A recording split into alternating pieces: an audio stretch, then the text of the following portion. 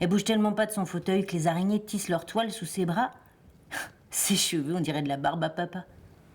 Dans ma tête, je l'appelle Tata Moisie.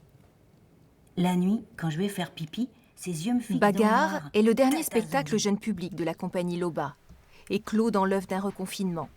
Il devait être joué au THV quelques jours après l'annonce. Face à cette brutalité, il a fallu trouver de nouvelles formes pour lui donner un avenir.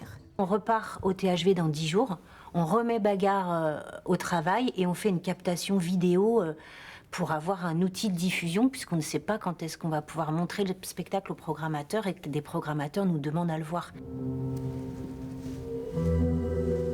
Pour échapper à la lourdeur des démarches administratives à effectuer en lien avec la crise sanitaire, Annabelle s'octroie des bulles de recherche pour entretenir corps et création.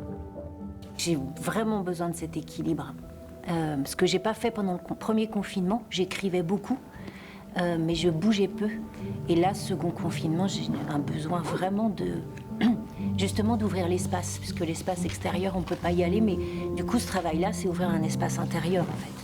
C'est une échappée. Autre naissance décalée, celle du 17e album du groupe angevin Lojo, Transe de papier. Il sortira malgré tout le 4 décembre.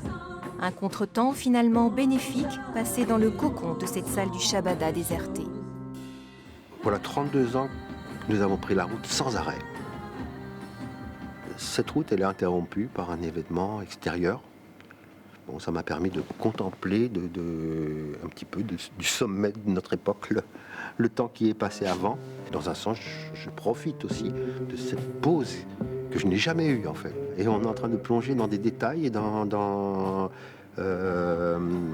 précision qui devient vraiment créative et très très agréable.